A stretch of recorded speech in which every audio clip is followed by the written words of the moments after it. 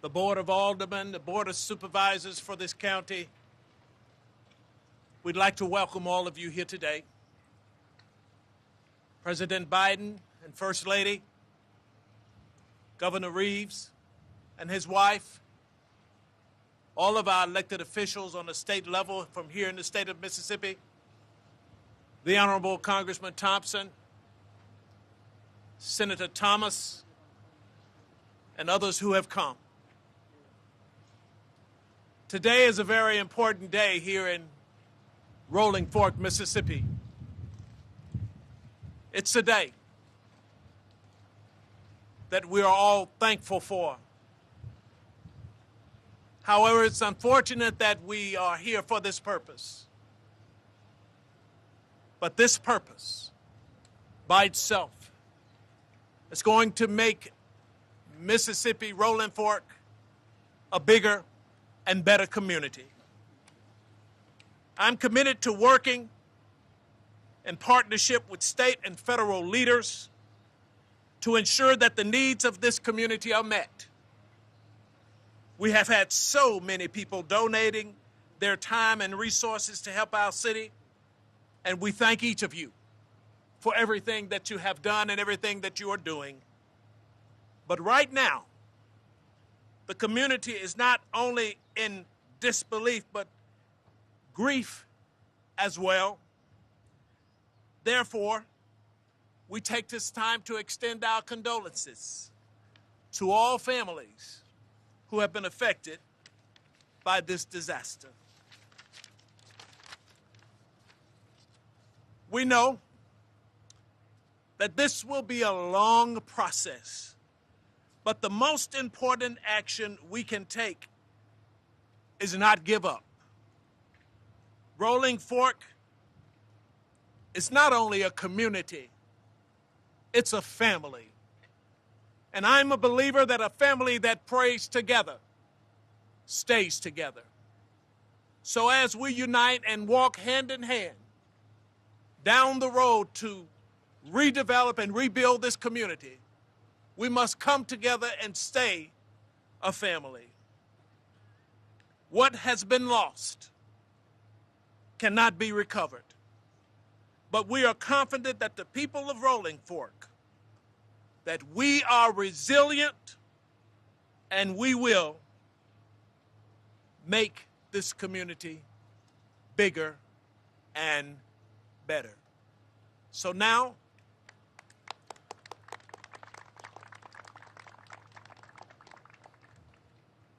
I'd like to introduce a man who has been on the ground with us ever since last Friday. I'm honored to introduce the Honorable Congressman Benny G. Thompson.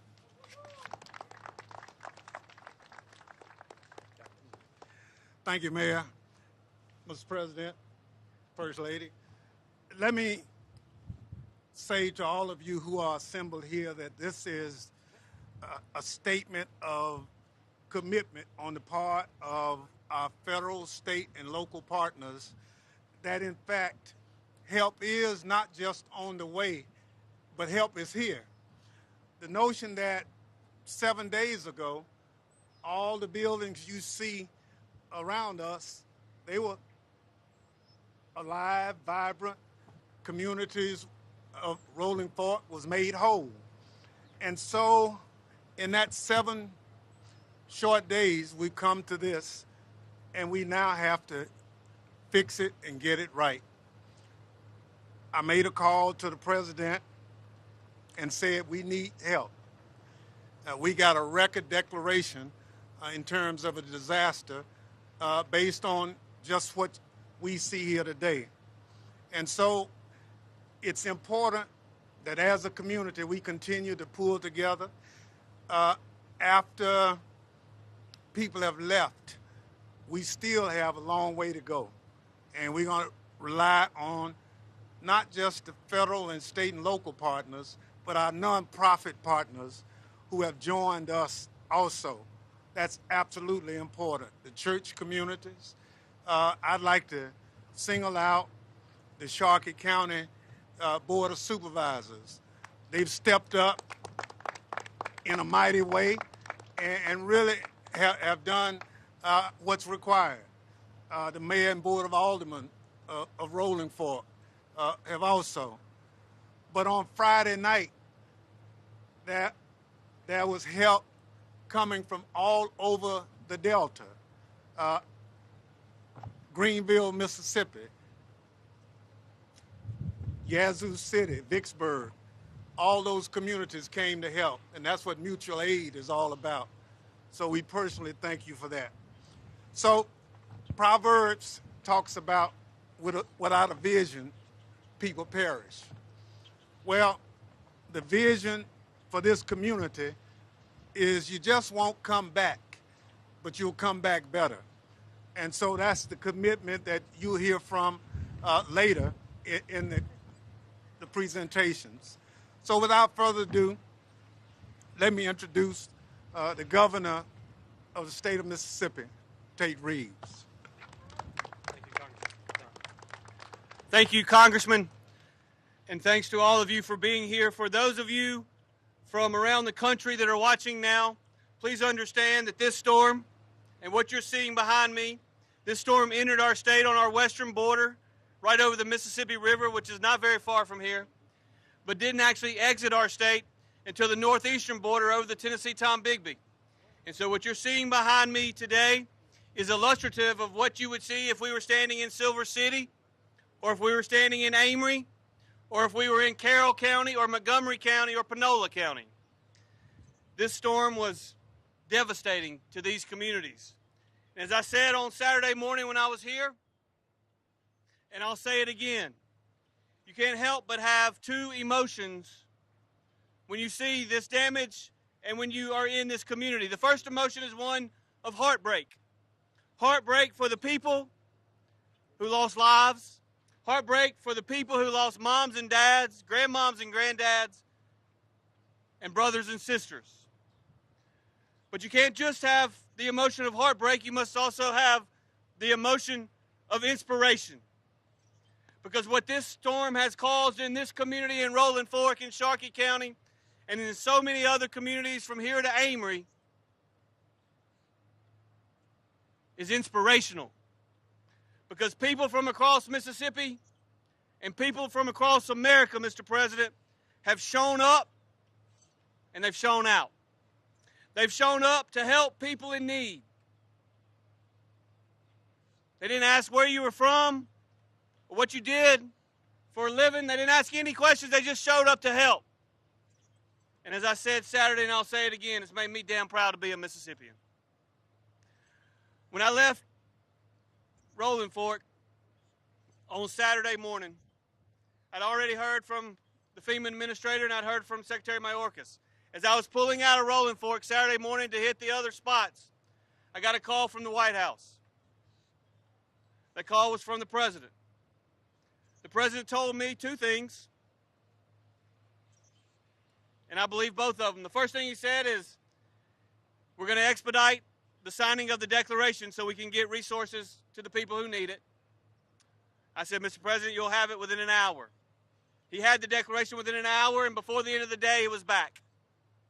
He expedited it, and the people of Mississippi, Mr. President, appreciate it. The second thing he said that day on that phone call was, we're going to be there to help, and we're going to stay to the end.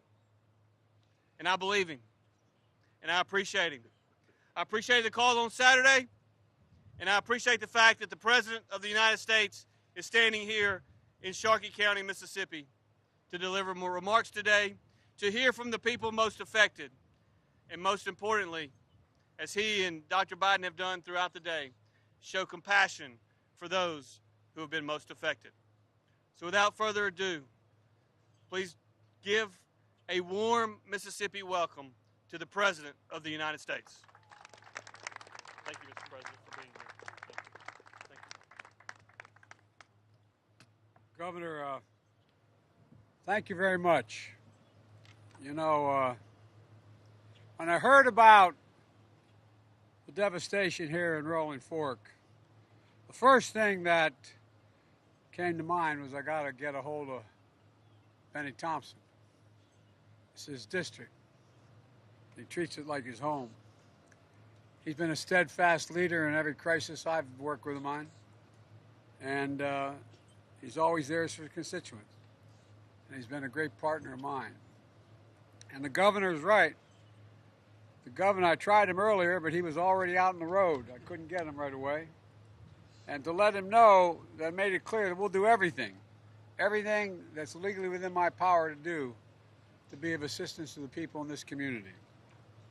And Mayor Walker, I know this has been especially hard for you, since you're not only the mayor, but you're also, and I mean this sincerely, the funeral director. It's been tough. You've had to prepare people to be buried who you were with, know well. And thanks to Sharkey County officials and local officials and first responders and community members who've worked around the clock, rescue survivors, they get people to safety and sort through the wreckage. But Jill and I are here to show our support. Unfortunately, I've been to too many sites like this over the last 2 years around the country. I've probably, with the FEMA director, better part of 12 to 15. And I always see the same thing in America.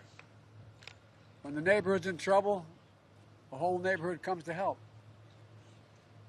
Walking down the street here, being told by people, the reason we were able to get through it, one family told me, when finally the roof came off the house, we were under the bed, we came back down, all of a sudden it was quiet. Before I knew it, the Red Cross was out front. Before I knew it, and went on to talk about the neighbors that helped. And folks, I know there's a lot of pain, and that it's hard to believe at a moment like this community is going to be rebuilt and built back better than it was before. Resilience of this community has been remarkable. And I just want you to know, as you fight through this, you're not alone. The American people will be with you. They'll help you through it, and so will I. Multiple tornadoes tore through Mississippi, Alabama, and Tennessee last Friday night. The most powerful came through Rolling Fork. It stayed here just a little over 3 minutes. Just imagine, look at, I know those who've been through it know. 3 minutes. 3 minutes, this neighborhood is basically gone. Stores, everything, gone. And the most powerful part of the tornado came through Rolling Fork. It stayed here and had the effect, it was so devastating, unless you physically saw it, it's hard to believe. 13 lives lost. I met a number of the families earlier today, Jill and I, my wife and I. 300 homes and businesses are nothing more than piles of twisted materials mixed up with personal items that mattered so much. Teddy bears, family albums, clothes, dishes, basic of life, all gone. People still going through the rubble, seeing if they can find that picture of Grandma, or that wedding ring that was on the bureau, or that special memento that meant so much to them. They get lost too. Some of this dysfunction and destruction that you're seeing here is going to take years to recover and rebuild. But we're starting now. When I spoke to the governor, he said what he needed most was a federal disaster declaration, so that the earliest hours of Sunday morning, I signed that expedited major disaster declaration, which gave you more access to more federal resources. With that declaration, we're providing funding to cover overtime for local emergency responders, to cover the cost of removing all debris, 100% of that cost. We're also authorizing cash grants for people who lost their homes, whether they own or rent, to pay for things that may not be covered by insurance, like temporary housing, home repairs for those who have homes still standing, or to replace lost personal property, like furniture and appliances and vehicles. You know, after talking to Benny and your governor, today I authorized the federal government to cover 100% of the cost for removing debris and emergency measures that are involved in keeping up here. by keeping shelters up and running and paying for every overtime for everyone. 100% of the cost, not for the state, but for us, for 30 days. And then after that, we're not leaving either. In the midst of all you're dealing with, I know that it's overwhelming. You got to figure out how we can help, what you need. That's why right now we have 300 federal personnel on the ground, including FEMA, disaster survivor assistance teams, to ensure a well-coordinated response to get you the assistance you need. We're walking through damaged neighborhoods to find people in need and help them. They're walking through now. Going on, if there's any doors to knock on or people stand there just to find out where everyone in that house was or is. We're trying to make it easy as possible. So on Monday, the FEMA Disaster Recovery Center will be opening in four counties, including this one. So we'll be able to walk into a situation, explain your circumstance, let people know what you need, and learn more about how you can get the help as quickly as possible. Can't hear me? Oh, you're talking to somebody else. I'm sorry. Look, you know, you can also apply for assistance for FEMA online. The online is disasterassistance.gov or call 1-800-621-3362. 1-800-621-3362. Already, 1,700 people, 1,700 people have signed up for help. In addition, the Department of Agriculture has made sure families qualifying for Supplemental Nutrition Assistance Program, so-called SNAP program, can use these benefits for meals in grocery stores, gas stations, convenience stores, the dollar store, and other vehicles. You can use that SNAP money, those SNAP material, to get meals you need.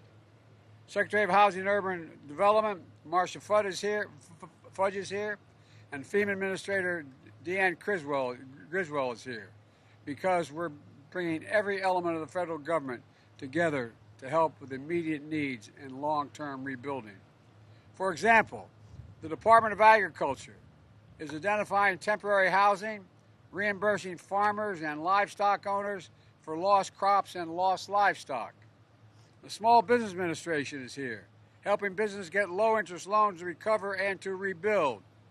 And if you don't have insurance or you're underinsured, FEMA can help you get started by funding your home repairs, replacing some lost and damaged property like cars and refrigerators.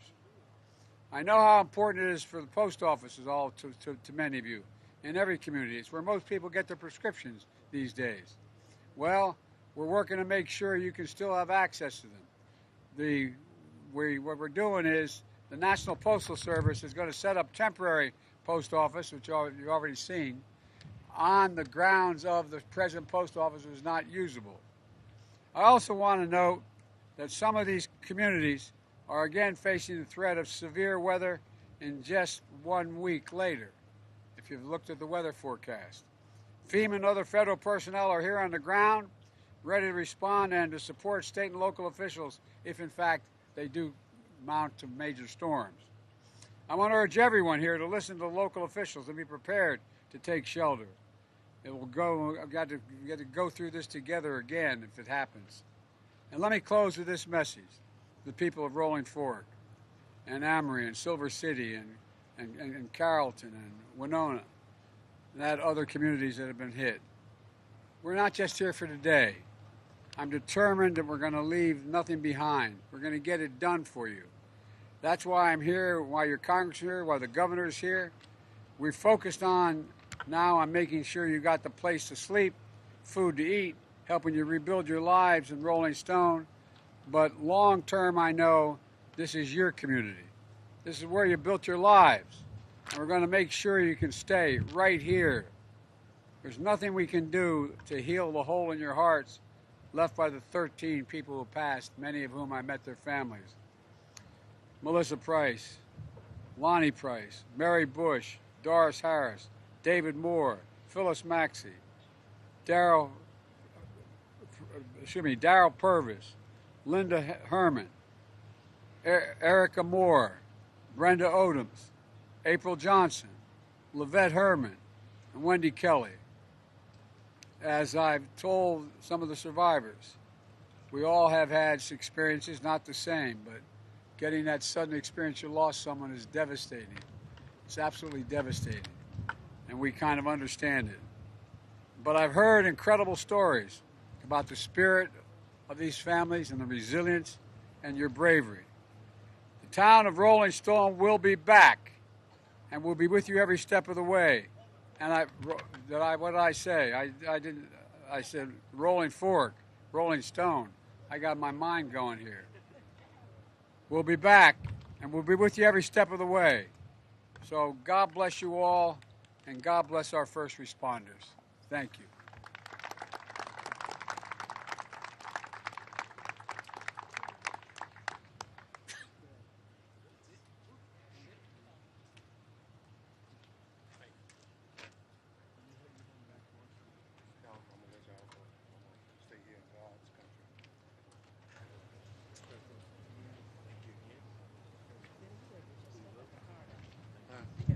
Yeah, I gotta get it out.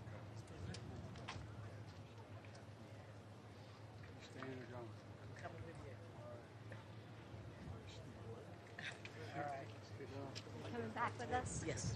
Coming back, baby?